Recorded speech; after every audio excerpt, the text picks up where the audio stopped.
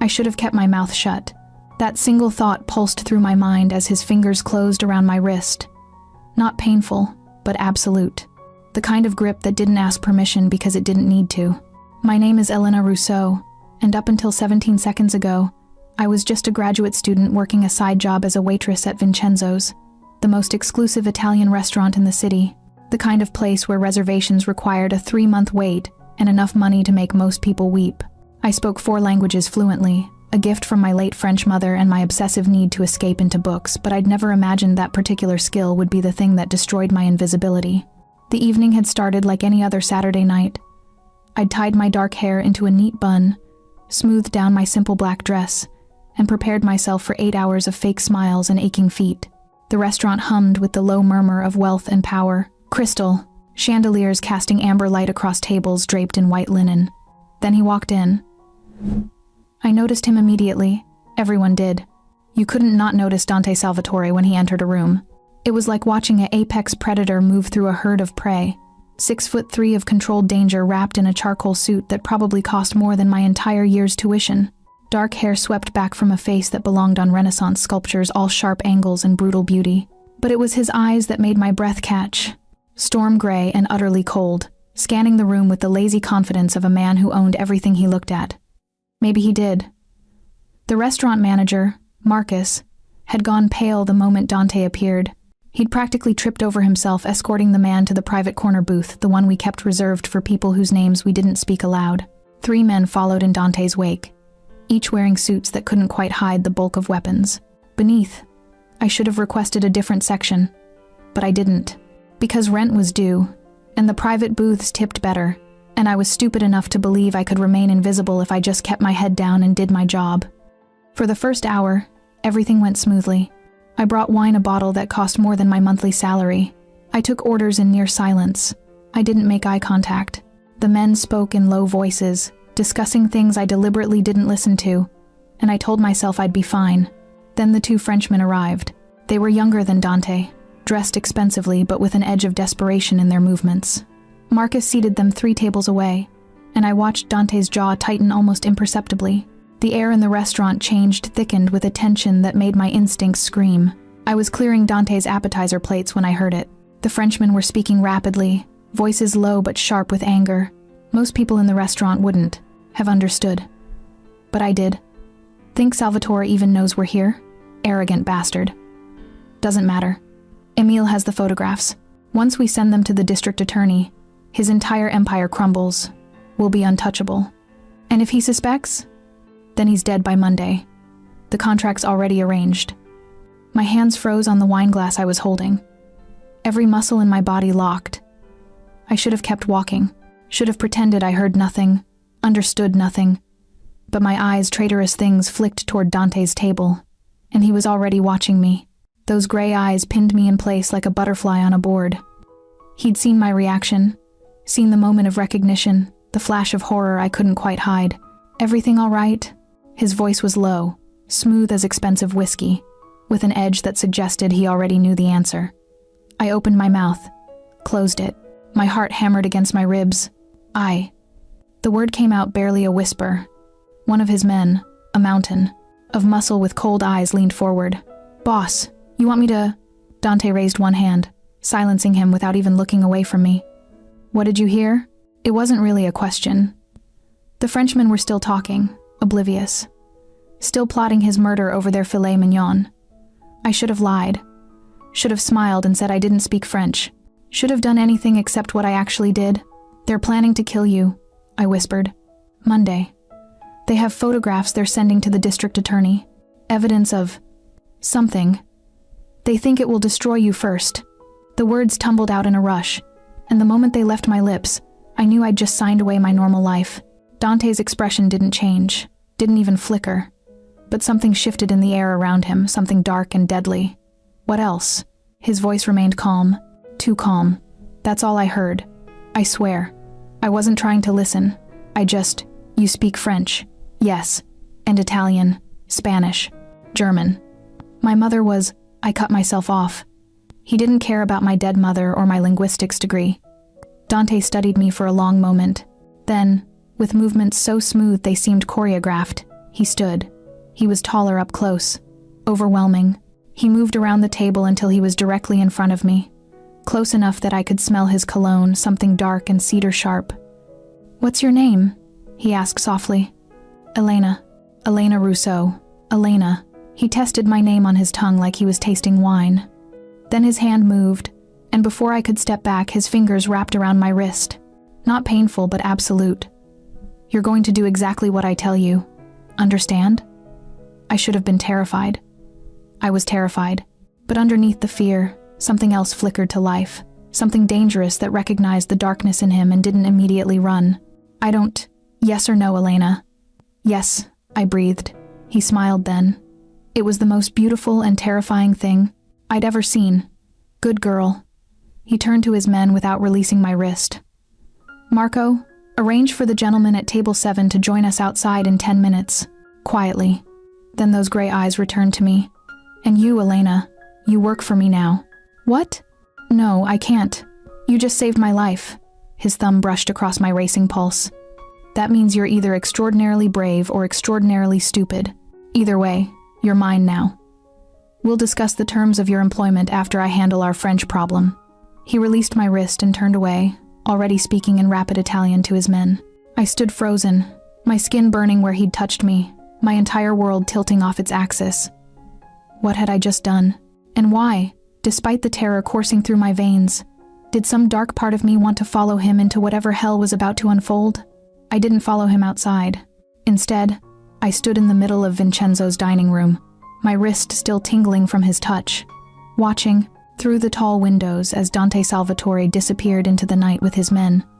The two Frenchmen were escorted out moments later by Marco, the mountain of muscle who'd sat at Dante's right hand. They went willingly, probably thinking they were being honored with some private negotiation. They had no idea they were walking to their deaths. I knew. Somehow, I knew. My hands trembled as I carried dishes to the kitchen, trying to appear normal even though nothing would ever be normal again. The other servers moved around me in their usual practiced chaos, completely unaware that a woman had just accidentally tangled herself in something dark and irreversible. "You work for me now," the words echoed in my head, spoken in that low, absolute voice that didn't believe in the concept of refusal. "Elena? You okay?" Marcus appeared at my elbow, his face still pale and pinched. "Mr. Salvatore said to tell you to wait. He'll send a car for you when your shift ends." My stomach dropped. "I can't. I have to. It wasn't a request." Marcus's voice dropped to an urgent whisper. "Listen to me carefully. Dante Salvatore is not a man you say no to. Whatever just happened out there, whatever he thinks you can do for him, you do it. You smile, you nod, and you thank God he's interested in keeping you alive." "Marcus, who is he?" But my manager just shook his head and walked away, leaving me with the terrible confirmation that I'd somehow caught the attention of someone powerful enough to make even the owner of Vincenzo's afraid. I finished my shift on autopilot, my mind racing through possibilities. I could run, pack my tiny apartment in an hour and disappear. Change my name, move to another city, start over. Except I didn't have the money for that. And something told me that men like Dante Salvatore had long reaches and longer memories. At midnight, as I was untying my apron with shaking fingers, Marco appeared. "Your ride's here." Through the restaurant's front windows, I could see a sleek black Mercedes idling at the curb. The same mountain of muscle Marco stood beside the rear door, waiting. This was it. The moment I could still choose to run. Instead, I found myself walking outside into the cool night air, my jacket clutched tight around my shoulders. Marco opened the car door without a word, and I slid inside, my heart hammering so hard I was sure he could hear it. Dante sat in the far corner of the back seat, surrounded by shadows. "Drive," he said quietly, and the car pulled smoothly into traffic. We sat in silence for several blocks. I couldn't look at him directly. The intensity of his presence filled the entire car, making the air feel thin. Instead, I stared at my hands twisted in my lap, at the city lights sliding past the tinted windows. "You're afraid of me," he said finally. Not a question. Yes, there was no point in lying. Good, fear is honest. A pause. "Look at me, Elena." I forced myself to turn, to meet those storm-gray eyes, in the dim interior. Up close, I could see details I'd missed before: the faint scar cutting through his left eyebrow, the shadow of exhaustion beneath his perfect control, the way his jaw clenched, as if he was perpetually holding back violence. "I'm not going to hurt you," he said. "I don't believe you." Something flickered across his face.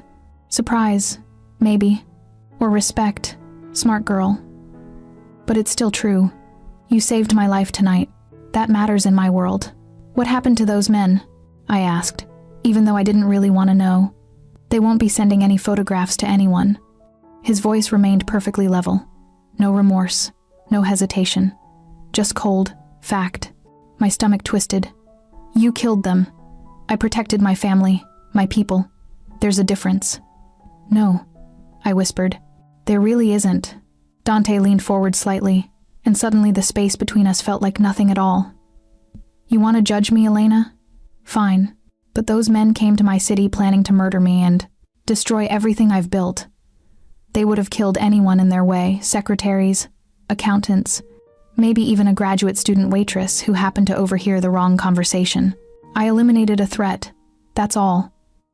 You can't just, I can, I do, and now you know exactly who I am." His hand moved, and I tensed, but he only reached up to turn on the car's interior light. "Look at me. Really look." I did, and what I saw made my breath catch. There was blood on his hands, actual blood, dark against his olive skin. He made no attempt to hide it. Instead, he held my gaze as he calmly pulled a white handkerchief from his pocket and began wiping his fingers clean, the gesture almost meditative. "This is my world," he said softly. "Violence, power, consequences. I won't lie to you and pretend I'm something I'm not. But I keep my people safe. I keep my word. And when someone saves my life..." He folded the blood-stained handkerchief carefully. "I repay that debt. I don't want anything from you." My voice came out hoarse. Too late. He reached into his jacket and pulled out a business card, heavy black cardstock with a phone number embossed in silver. "You speak 4 languages. You're observant. You kept your head in a crisis. I can use someone like you. As what? A translator for more murder plots?" His lips curved into something that wasn't quite a smile. "Among other things, I'll pay you $10,000 a month. Cash. Plus protection." The number made me dizzy. That was more than I made in 6 months at Vincenzo's. Protection from what? From the consequences of tonight. Those Frenchmen had friends, family, people who will want to know who warned me. His eyes held mine. "You're in danger now, Elena, whether you work for me or not. But if you're mine, I can keep you safe." "And if I refuse?" Dante leaned back, his face falling into shadow again. "Then I'll still keep you safe, because you saved my life, and I honor my debts. But you'll do it alone, afraid, looking over your shoulder every day. Or you can accept my protection and my money, and learn to survive in my world." The car pulled to a stop in front of my apartment building. How did he know where I lived? And Marco opened the door from outside. Dante extended his hand, the card held between 2 fingers. "Think about it. You have 24 hours to decide." I took the card, my fingers trembling. Our hands didn't touch, but I felt the gravity of him anyway, the pull of something dark and inevitable. "What if I run?" I asked. "Then I'll find you." He said it so simply, so certainly, that I believed him completely. "Sleep well, Elena. I'll be in touch." I stumbled out of the car on shaking legs and watched the Mercedes disappear into the night, leaving me alone on the sidewalk with a business card in my hand and blood money in my future. Inside my apartment, I locked every lock and leaned against the door, my heart still racing. I should burn the card, forget this night, pretend it never happened. Instead, I sat on my worn couch and stared at the silver number glinting in the lamplight, knowing with absolute certainty that my choice had already been made the moment I opened my mouth in that restaurant. I'd saved a monster's life, and now he owned a piece of mine. I didn't sleep. How could I, when every time I closed my eyes, I saw blood on expensive hands and storm-gray eyes that held no remorse? I spent the night pacing my tiny apartment, the business card burning a hole in my pocket, my mind spinning through scenarios that all ended badly. By dawn, I'd convinced myself I was being paranoid. Men like Dante Salvatore didn't actually care about broke graduate students. He'd given me the card out of some twisted sense of obligation, but he'd forget about me by noon. I'd go to my morning classes, work my evening shift, and this would all fade into a surreal memory. I was wrong. At 7 a.m., there was a knock on my door, professional, measured, Exactly 3 times. My blood went cold. I approached the peephole on trembling legs. Marco stood in my hallway, perfectly still, his massive frame somehow looking even more intimidating in the morning light. He wasn't alone. A woman stood beside him, sharp-featured, maybe 40, wearing an elegant gray suit and an expression that suggested she suffered no fools. "Miss Rousseau," Marco's voice carried through the door. "Mr. Salvatore sent us to escort you. You can open the door, or I can open it. Your choice." My hands shook as I undid the locks. The woman swept past me the moment the door opened, her heels clicking on my worn linoleum. She surveyed my apartment with cold efficiency, the sagging couch, the textbooks piled on every surface, the kitchen that barely fit one person. "Pack a bag," she said without preamble. "Essentials only. You're moving." "I'm what?" "Mr. Salvatore has arranged more suitable accommodations." She pulled out a tablet, already scrolling through something. "You'll have 24-hour security, a salary deposited weekly, and access to resources necessary for your work. Your rent here is paid through the end of the month. You can keep the apartment or surrender the lease, your choice."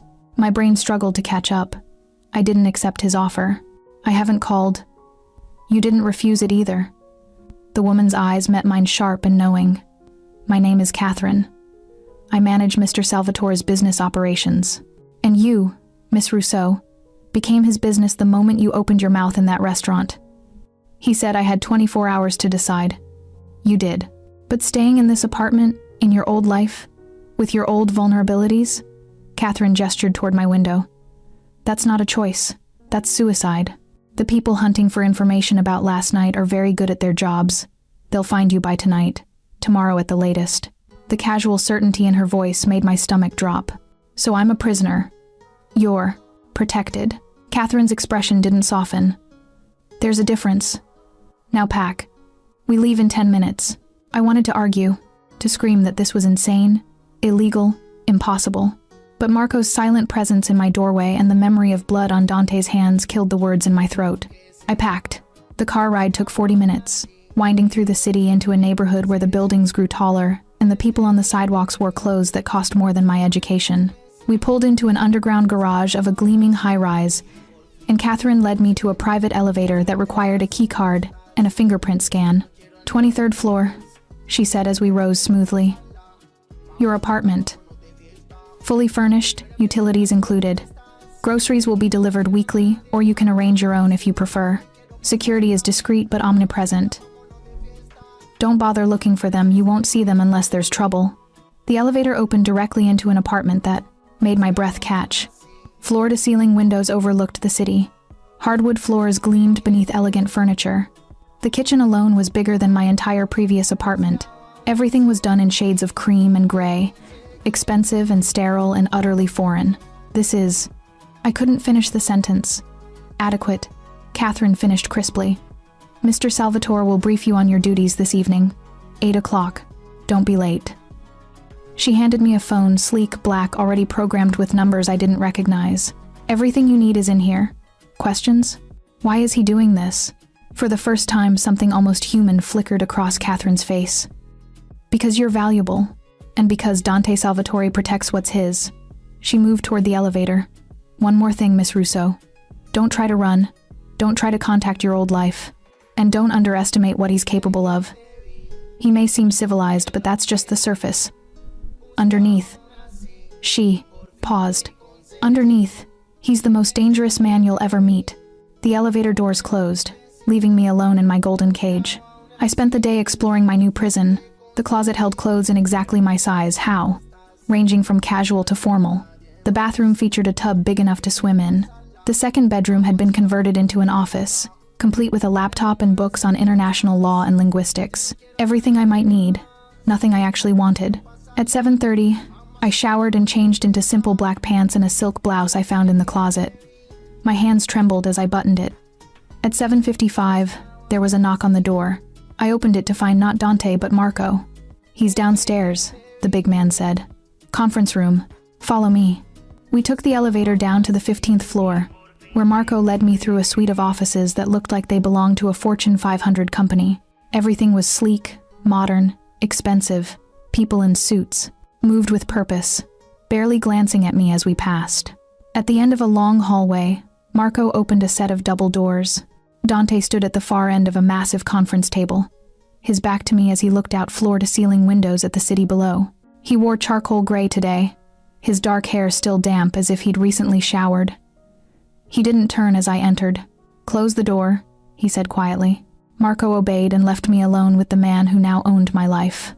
Dante turned slowly.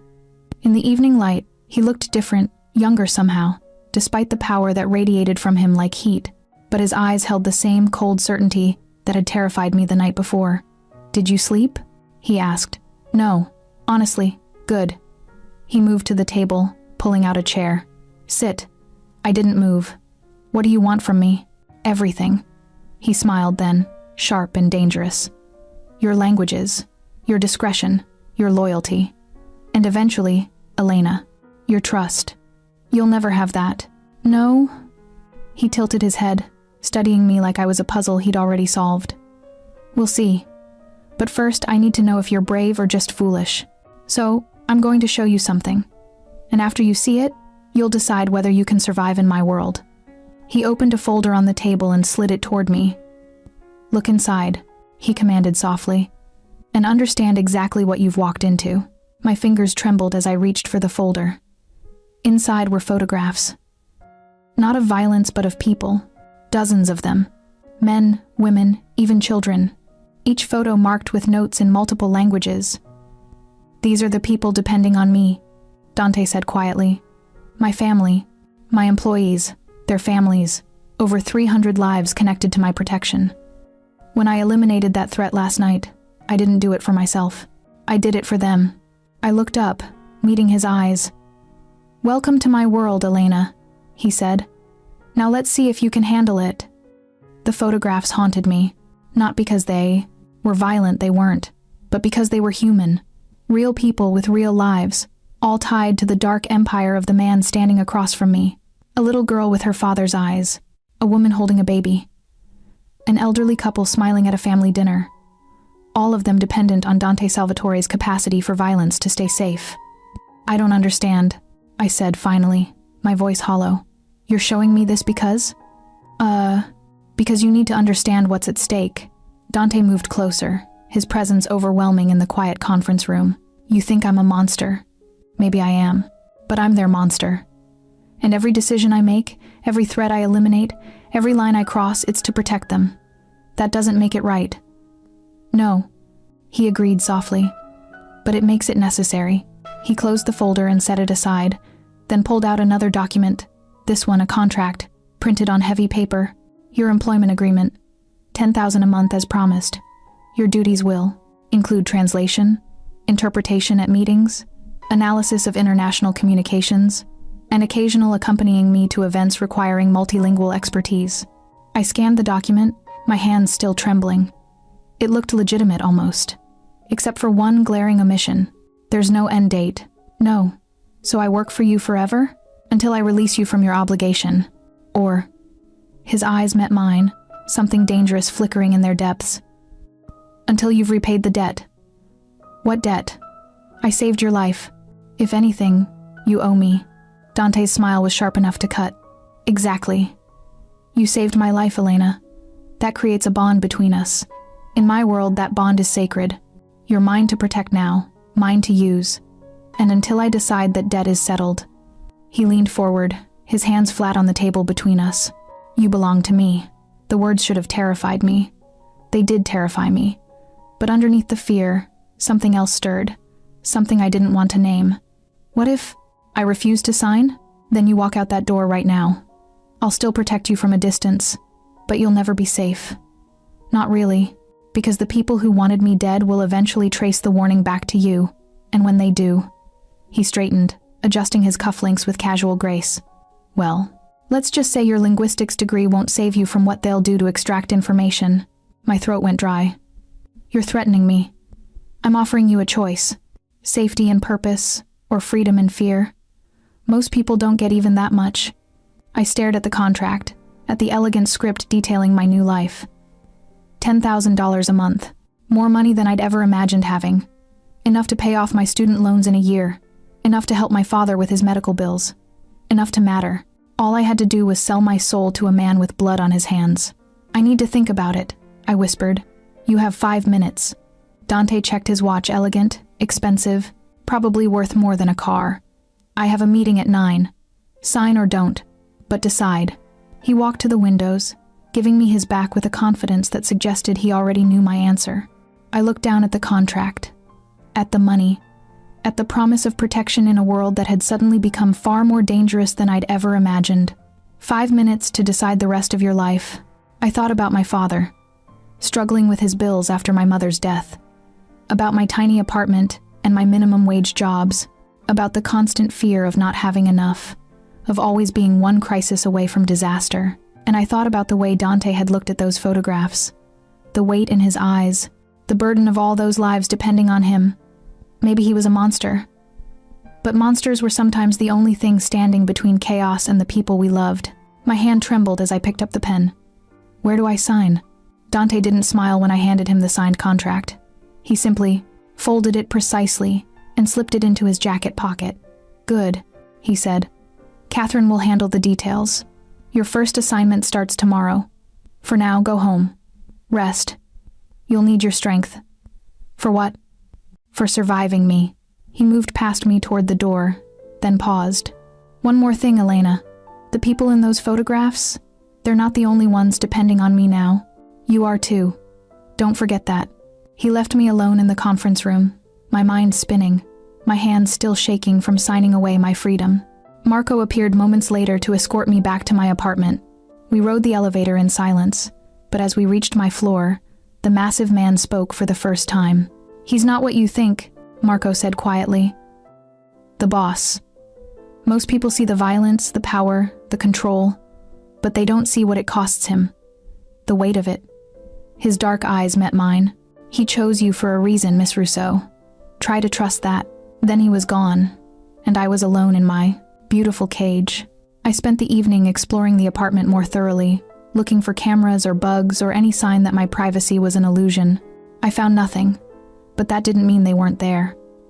At midnight, unable to sleep, I stood at the windows looking out over the city. Somewhere out there, Dante was making decisions that would affect hundreds of lives. Somewhere out there, people were plotting, scheming, trying to destroy what he'd built. And now I was part of it. My phone buzzed, the one Catherine had given me. A text from an unknown number. Sleep well, Elena. Tomorrow, you learn what it really means to be mine. D. I stared at the message for a long time, my heart racing with fear and something else I refused to name. Then I noticed something that made my blood run cold. Attached to the text was a photo. Me, standing at the window. Taken from somewhere outside, somewhere watching. I stumbled back from the glass, my breath coming in short gasps. He'd said I was protected. He'd said I was safe. But the photo proved what I'd already suspected. I wasn't just protected. I was possessed. I barely slept, and when I did, I dreamed of gray eyes watching me from the darkness. At 8 a.m., Catherine arrived with coffee and a garment bag. Your uniform, she said crisply, hanging the bag on my bedroom door. We leave in an hour. Mr. Salvatore has a meeting with associates from Milan. He needs you to interpret. Inside the bag was a dress elegant, expensive, the color of midnight. Nothing inappropriate, but it fit like it had been made for me. Because it probably had been. How long had Dante been planning this? Since the moment I opened my mouth in that restaurant, or had he been watching me before? The thought made my skin crawl and burn simultaneously. I dressed in silence, Catherine offering occasional instructions about appropriate behavior. Don't speak unless spoken to. Don't make eye contact with anyone except Mr. Salvatore when he addresses to you. Don't ask questions about what you hear. Your job is to translate, nothing more. And if they ask me questions? Catherine's smile was thin. They won't. You're invisible, Elena. A tool. Get used to it. The words stung, but I suspected they were meant to. The meeting took place in a private room at a restaurant even more exclusive than Vincenzo's. 6 men in expensive suits sat around a table, their conversation flowing between Italian and English with occasional bursts of dialect I could barely follow. Dante sat at the head of the table, commanding without speaking, his presence alone enough to make every other man defer. I stood behind his right shoulder, close enough to whisper translations when needed, far enough to be dismissed. except Dante never dismissed me. Every time he needed a translation, he'd turn slightly, his eyes finding mine, holding my gaze as I murmured the words in his ear. His cologne wrapped around me cedar and something darker. Each time I leaned close, my heart raced, and I hated myself for the reaction. The meeting was about territory, shipping routes, percentages and payments, and thinly veiled threats wrapped in polite language. I translated mechanically, forcing myself not to think about what these words meant in the real world. Then one of the Italians, a thin man with cold eyes, asked a question in rapid dialect. I translated for Dante. He wants to know if you've dealt with the French situation. Dante's jaw tightened almost imperceptibly. Tell him it's been handled permanently. I translated. The thin man smiled. It was not a pleasant smile. Bene, he said, then added something in dialect that made the other men laugh. I froze. Dante's hand moved, gripping my wrist beneath the table, a warning. His voice remained perfectly level. What did he say? Elena. I shouldn't translate it. I should lie, soften it, protect him from. His fingers tightened. Not painful, but absolute. He said. I swallowed. He said he's glad you found a pretty little translator, but he hopes you remember what happened to the last woman you kept close. He hopes you don't get attached to this one. The temperature in the room dropped. Dante released my wrist and stood slowly. Every eye turned to him. He smiled, that sharp, dangerous smile I was learning to fear. Tell him, Dante said softly, that my personal life is not his concern, and remind him that the last man who made it his concern is no longer breathing. I translated, my voice steady despite my thundering heart. The thin man's smile faded. He inclined his head. Mi scusi. Dante sat back down, and the meeting continued as if nothing had happened. But under the table, his hand found mine again, not restraining this time, but something else. His thumb brushed across my knuckles once, a gesture so brief I might have imagined it. Then he released me, and I spent the rest of the meeting trying to breathe normally. After the Italians left, Dante remained, seated, dismissing everyone except me with a gesture. We were alone in the private room, the remnants of expensive lunch still on the table. You did well, he said quietly, still not looking at me. I just translated. You held your ground when he tried to intimidate you, and you told me the truth, even knowing it might cause violence. Now he turned, those gray eyes finding mine. That takes courage. Or stupidity. I still can't tell which. His lips curved slightly. Both, probably. But I prefer honest courage to clever cowardice. He stood, moving toward me with that predatory grace. What he said, about the last woman. You want to know. It wasn't a question. It's none of my business. No, he agreed. But you're thinking about it anyway, wondering what happened, wondering if the same thing will happen to you. He was close now, too close. I could see the faint scar through his eyebrow, the shadows beneath his perfect control. Her name was Isabel, he said softly. She was important to me. I made the mistake of letting people know that. They used her to get to me. By the time I found her, his jaw clenched. She died because I failed to protect her, because I let emotion cloud my judgment. I'm sorry, I whispered. Don't be. Be smart. Understand that anyone close to me becomes a target. That's why I keep people at a distance now. Why I don't. He stopped, something flickering across his face. Why you should be afraid of me, Elena. Not because I'll hurt you, but because my world will. Then why bring me into it? Because you were already in it the moment you opened your mouth. His hand rose, and I tensed, but he only brushed a strand of hair from my face. The gesture was gentle, almost tender, and somehow more dangerous than any threat. And because I'm selfish enough to want to keep you anyway. My breath caught. Dante, go home. Catherine will send you your schedule for the week. And Elena? His hand dropped, but his eyes held. Mine. Don't trust me. Don't let yourself care. Because everyone who does ends up destroyed. He turned and walked away, leaving me alone with the echo of his warning and the burning place on my cheek, where his fingers had brushed my skin. I should have been terrified. I should have run. Instead, I stood in that empty room and wondered what it said about me that his warning only made me want to understand him more. For 3 weeks, I lived in Dante's world. I interpreted at meetings where fortunes changed hands in whispers. I translated documents that never officially existed. I stood silent in rooms where power was negotiated with deadly precision. And slowly, Terrifyingly, I began to understand the intricate web that Dante had built. He wasn't just a criminal, he was an empire. But it was the nights that undid me. Twice a week, sometimes more, Dante would appear at my apartment late, always after midnight, always alone. He'd sit in my living room, accepting the coffee I'd learned to have ready, and we'd talk about nothing important. Books, languages, the city spreading below my windows. He never touched me again after that day in the restaurant, never crossed the invisible line between employer and something more dangerous. But the way he looked at me like I was a puzzle he couldn't quite solve, a temptation he was determined to resist, made my skin burn hotter than any touch. "Why do you come here?" I asked one night, unable to hold the question back any longer. Dante sat on my couch, tie loosened, exhaustion written in the shadows beneath his eyes.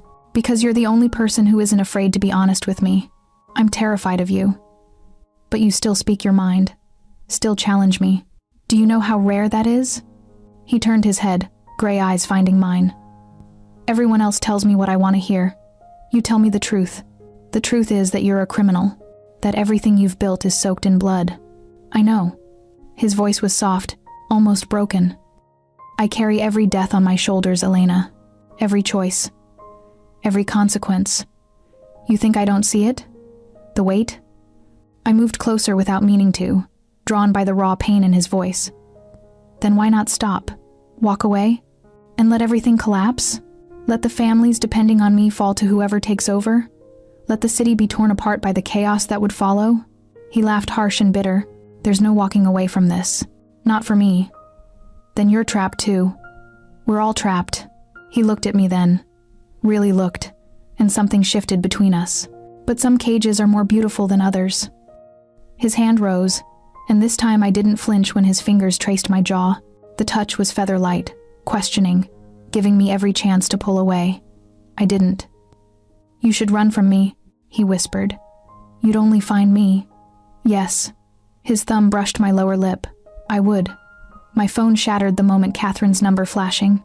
Dante pulled back, immediately, the walls slamming back into place. I answered with shaking hands. "Turn on the news," Catherine said without preamble. "Channel 7, now." I grabbed the remote, Dante rising to stand beside me. The news anchor's face was grave. "Breaking story tonight. Federal prosecutors have announced a major investigation into alleged organized crime activity in the city. While no names have been released, sources suggest the target is one of the city's most powerful." Dante's jaw clenched. "They're moving faster than expected." "What does this mean?" "It means someone inside my organization is feeding them information."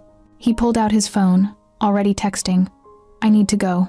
Stay inside tomorrow. Don't answer the door for anyone except Catherine or Marco." "Dante."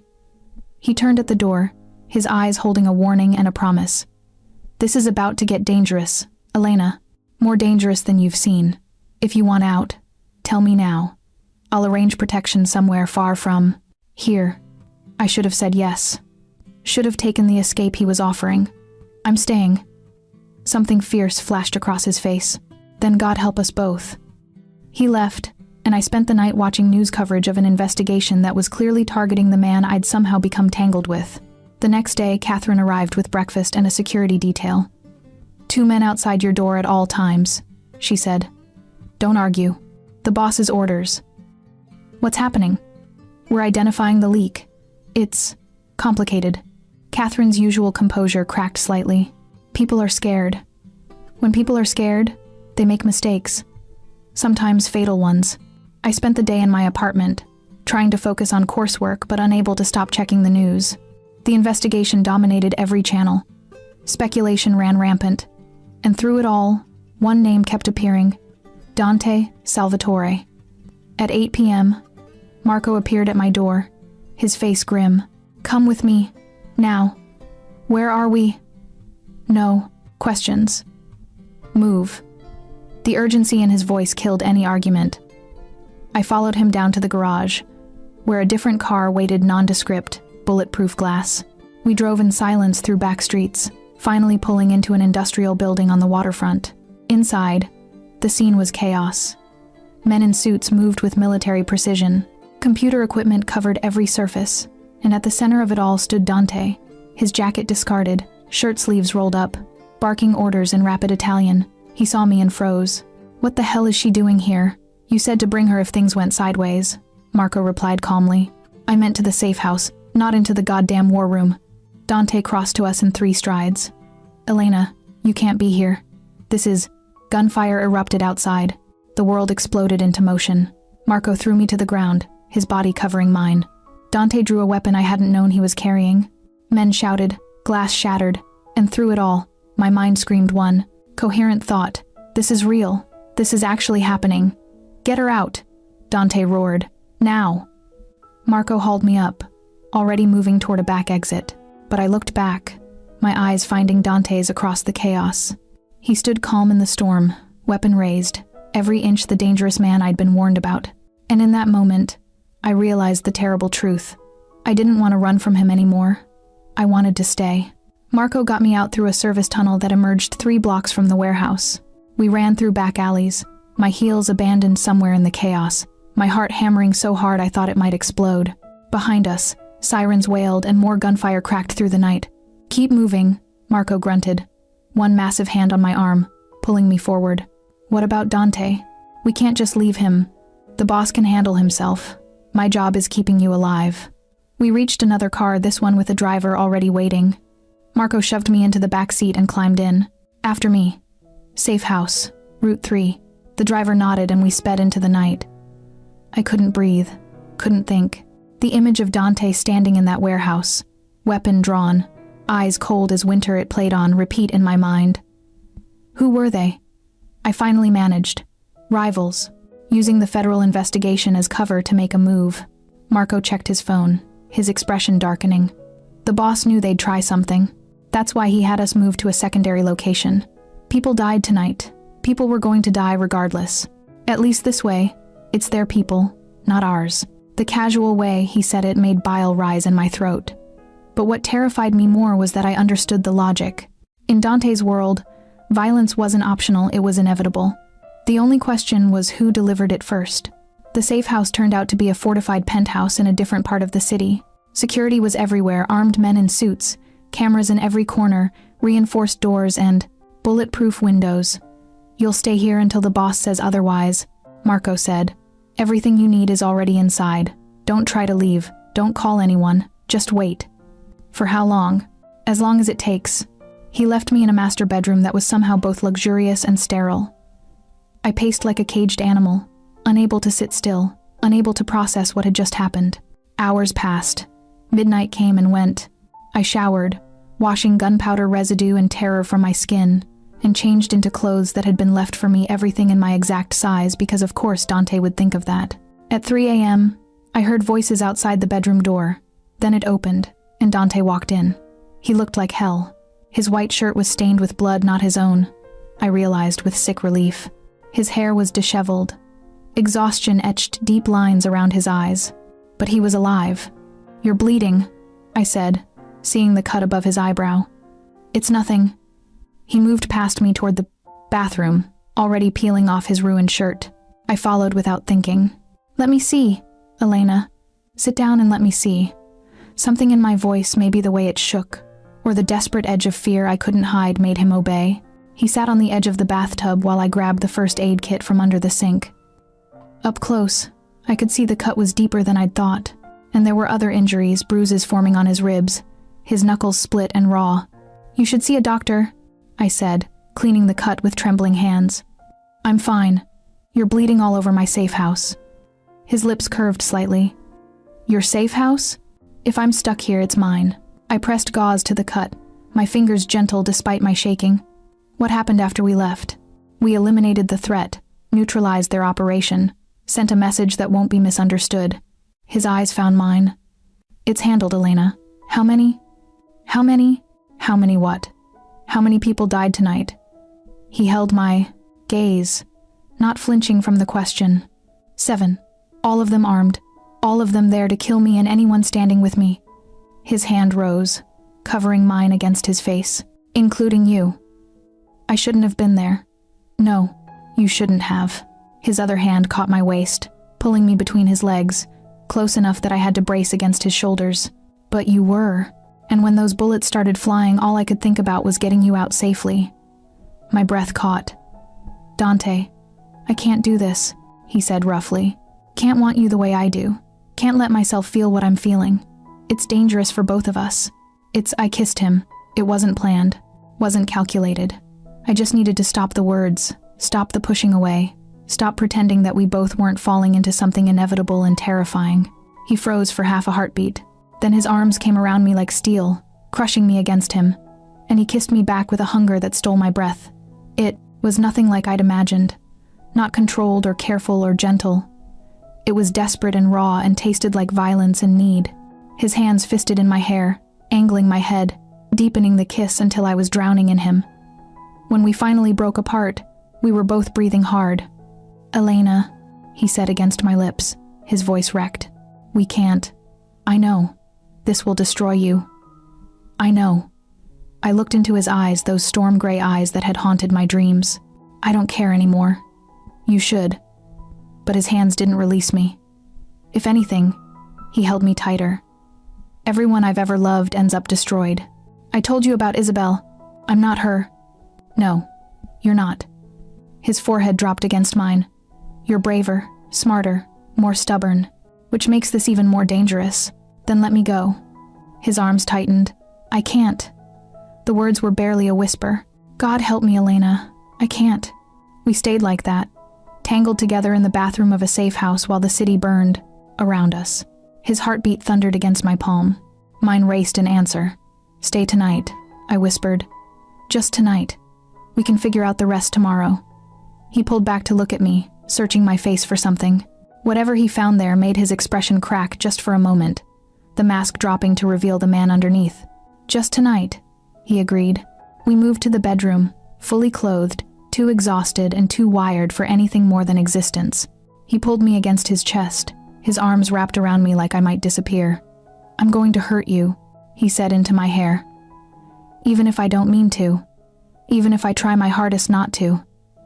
My world will hurt you." "I know." "And you're staying anyway?" "I'm staying anyway." His arms tightened. "Then hold on, Elena. Because everything's about to get worse before it gets better." I believed him. I just didn't realize how right he'd be.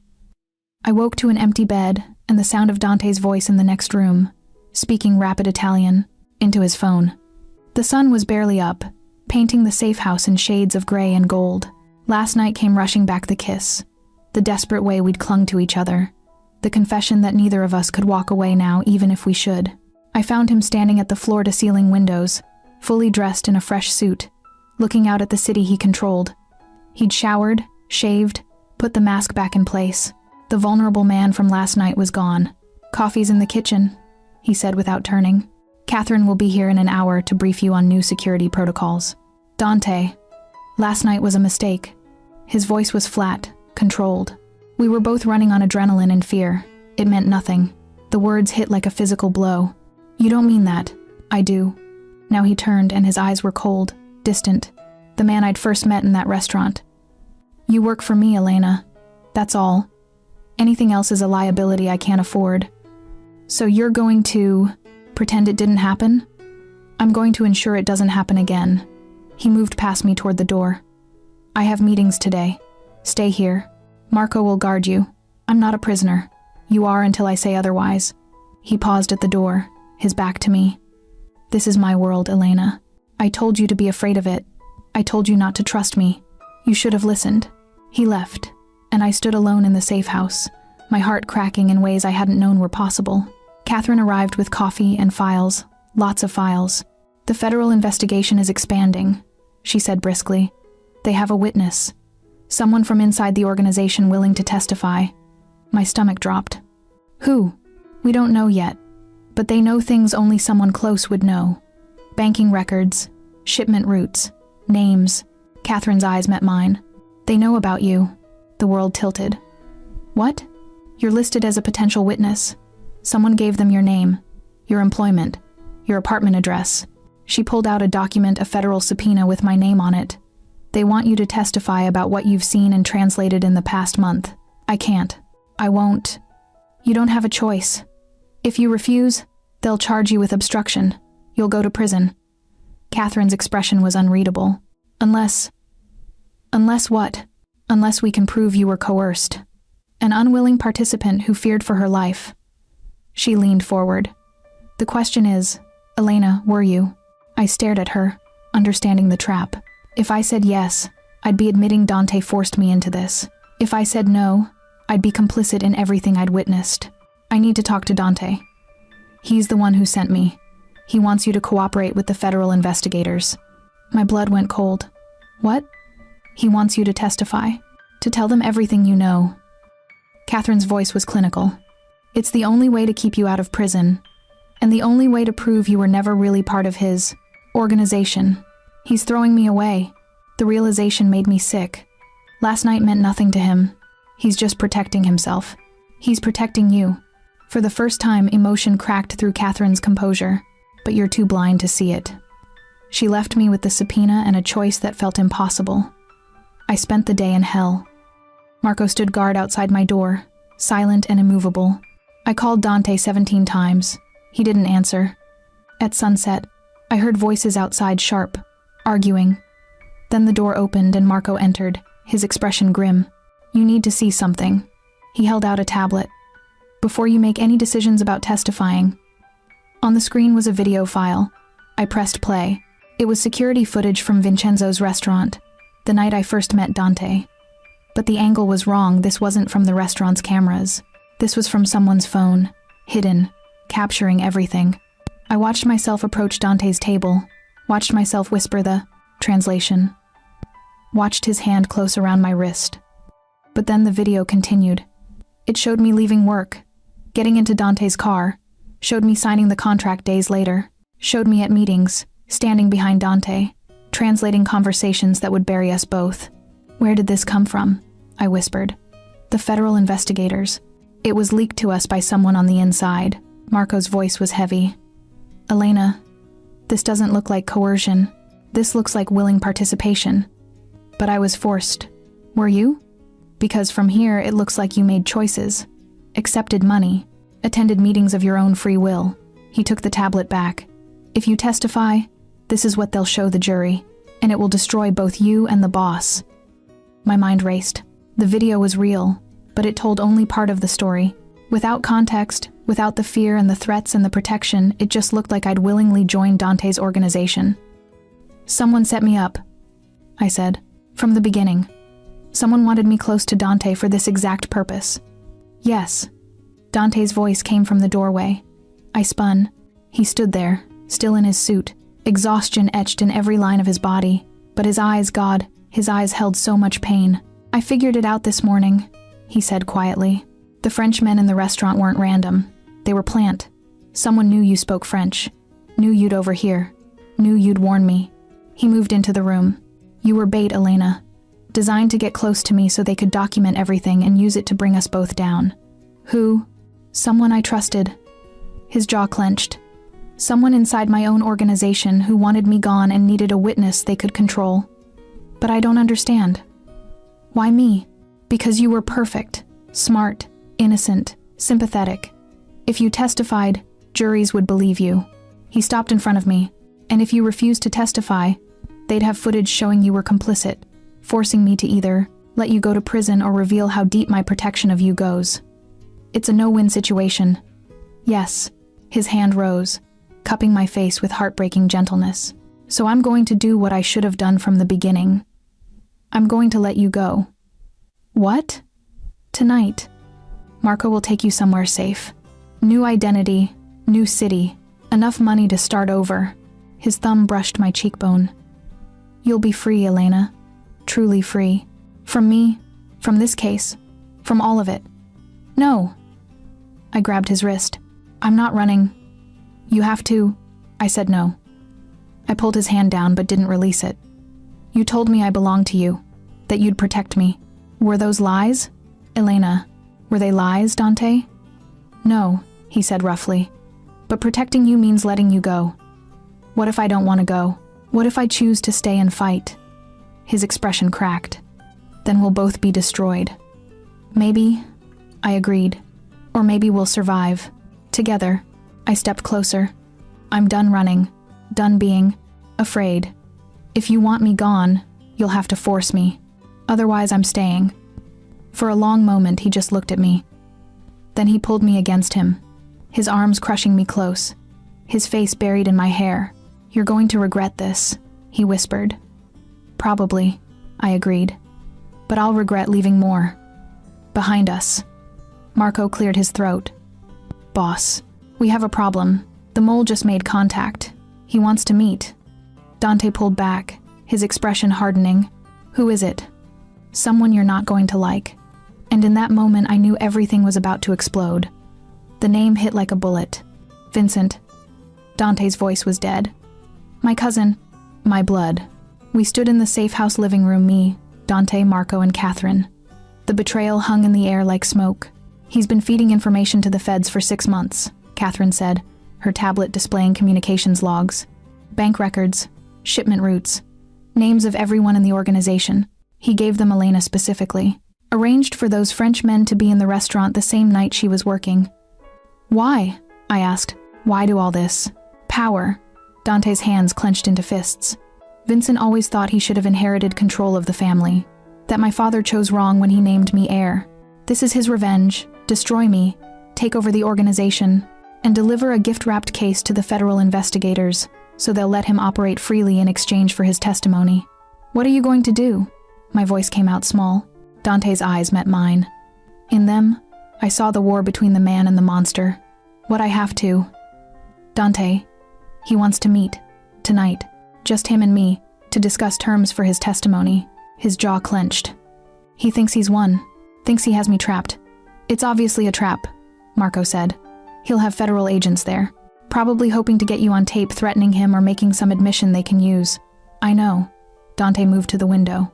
"Which is why I'm going to give him exactly what he expects." Catherine's eyes widened. "You can't be serious." "I am.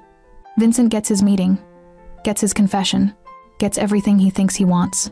Dante turned back to us, and the expression on his face made my blood run cold. "And then he gets what's coming to him." "Boss," Marco said carefully, "if you kill him, especially with federal surveillance." "I'm not going to kill him." Dante's smile was sharp enough to cut. "Elena is." The room went silent. "Excuse me?" I finally managed. Dante crossed to me, his movements predatory. "Vincent doesn't know you. Doesn't know you've figured out his game. He thinks you're still a pawn, scared, confused, ready to testify against me to save yourself." "What are you saying?" "I'm saying we use that.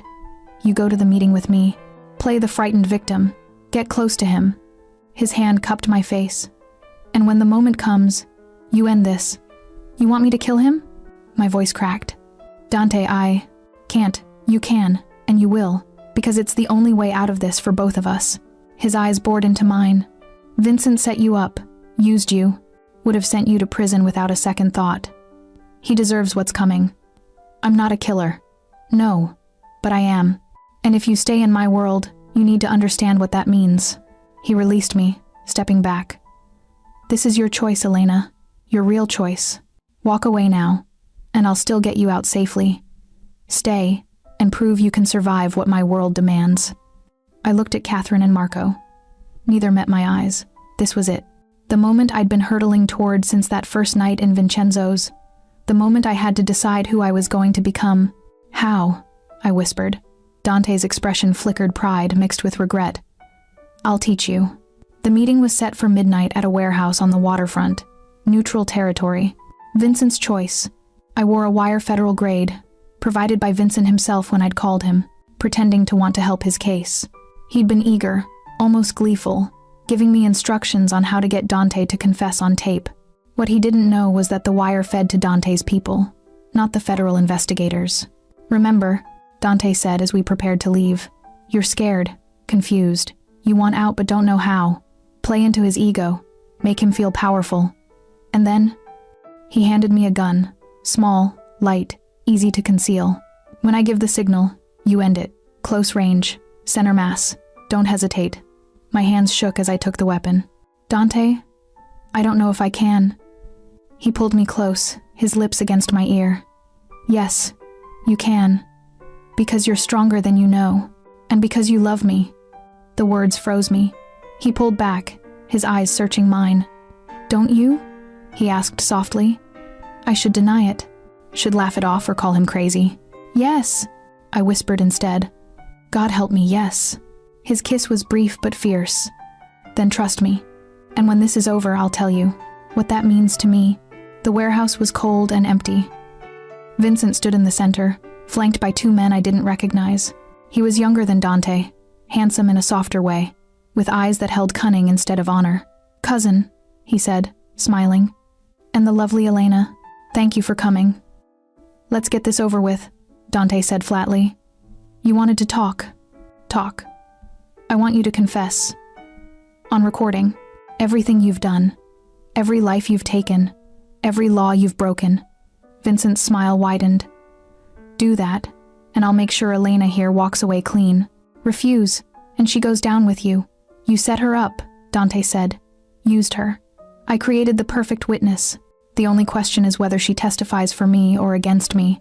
Vincent turned to me. What's it going to be, Elena? Save yourself, or die protecting a monster? I let tears fill my eyes, not hard, given how terrified I was. I just want this to be over. Then help me. Tell him to confess. Tell him it's the only way. I moved closer to Vincent, playing my role. Dante, please. I can't go to prison. I can't. I know, Dolcezza. Dante's voice was soft, resigned. I know. That was the signal. I pulled the gun from my jacket. Vincent's eyes widened. His men reached for their weapons. I pulled the trigger. The sound was deafening. Vincent staggered back, blood blooming across his white shirt. His men drew their guns, but Marco and 3 others I hadn't seen emerged from the shadows, weapons trained. Drop them, Marco commanded. They did. I stood frozen, the gun still raised, my ears ringing. Vincent collapsed to his knees, clutching his chest. You bitch, he gasped. You actually, Dante crossed to him in 2 strides and crouched down. You tried to destroy me using an innocent woman. Did you really think I'd let that stand? The feds. They'll know. The feds will find evidence that you were the real criminal, that you set up your own cousin and manufactured evidence. All the files, all the recordings, they'll point to you. Dante's smile was cold. You lose, Vincent, completely. Vincent's eyes found mine. Hatred and disbelief warred in them. You're damned now, both of you. We were always damned, I said, surprising myself with how steady my voice was. But at least we're damned together. He collapsed fully, his breathing shallow. Dante rose and turned to Marco. Clean this up, make it look like a deal gone wrong, and make sure the federal investigators get the revised evidence package. Yes, boss. Dante took my hand, the one not holding the gun, and led me out of the warehouse. We didn't speak as Marco drove us through the city, back to the safe house, back to the only sanctuary we had left. Inside, Dante finally took the gun from my trembling fingers. You did it, he said quietly. You survived. I killed him. The reality crashed over me. I actually killed him. Yes, to protect us both. To survive! His hands framed my face. This is what my world demands, Elena. Can you live with that? Can you live with me? I looked into his eyes, those storm gray eyes that had haunted me from the beginning. Yes, I said, I can. And I kissed him like I was drowning and he was air. We didn't make it to the bedroom. The moment our lips met, something broke open between us, all the fear, the violence, the weeks of denying what we both felt. Dante backed me against the wall, his hands in my hair, his body crushing mine with a desperation that matched my own. Elena, he breathed against my mouth. Tell me you're sure. Tell me you want this. I'm sure. My fingers fumbled with his jacket, shoving it off his shoulders. I want you, all of you, even the darkness. His kiss turned savage. There was nothing gentle about the way he touched me, nothing civilized or controlled.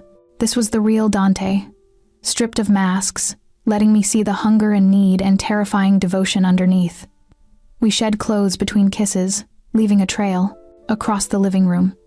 By the time we reached the couch, I was bare and trembling, and he was looking at me like I was salvation and destruction wrapped in one impossible package. You're so beautiful, he whispered, his hands mapping every inch of my skin. So brave, so perfect. I'm not, you are. He kissed my throat, my collarbone, the racing pulse at my wrist. You stood beside me tonight, pulled that trigger without hesitation, chose me over everything safe and sane. His eyes met mine.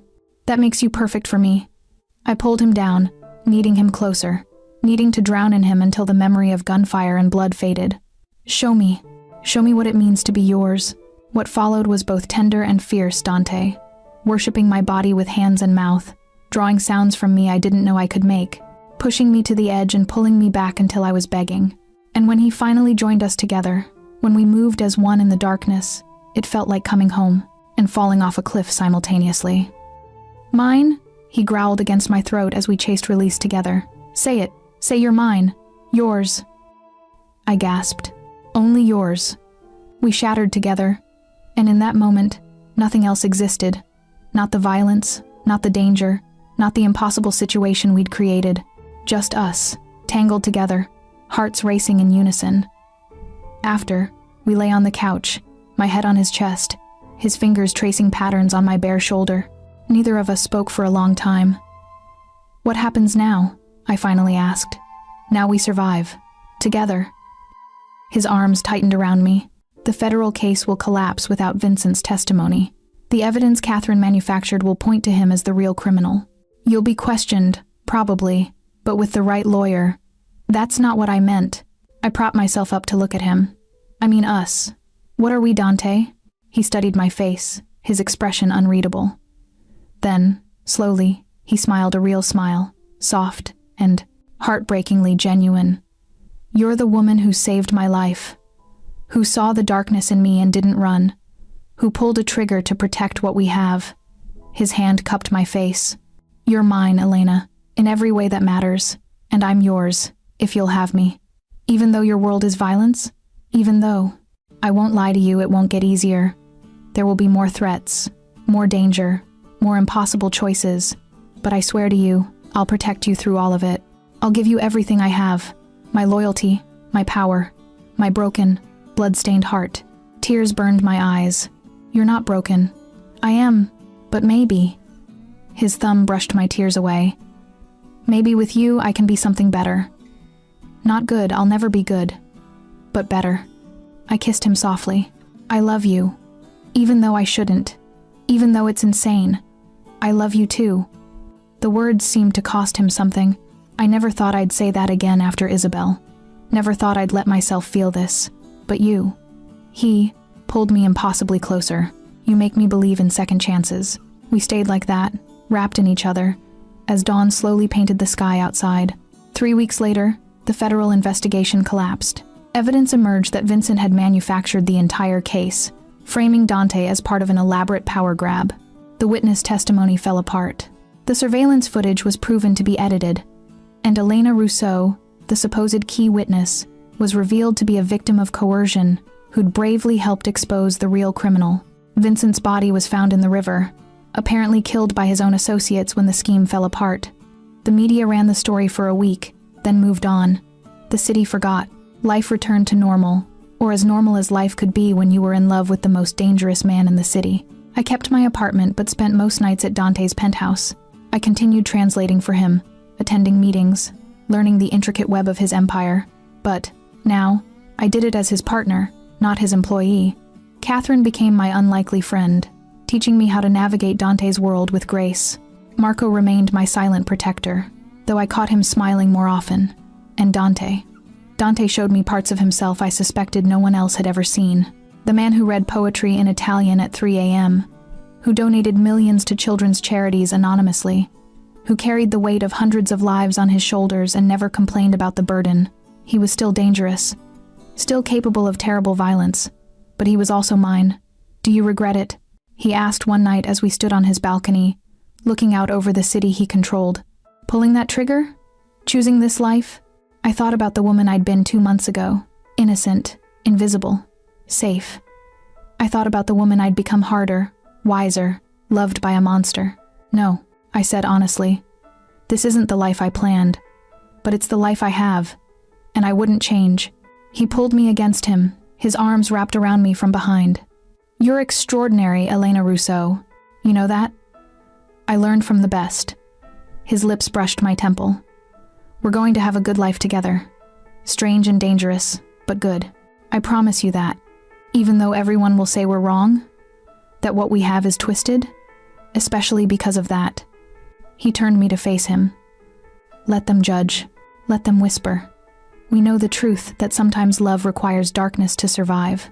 That sometimes the monster is the only one brave enough to love the beauty without trying to tame her. I kissed him under the stars.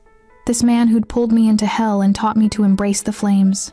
Je t'aime, I whispered in French, the language that had started everything. Ti amo, he replied in Italian. For the rest of my life, Elena. In this world and whatever comes after.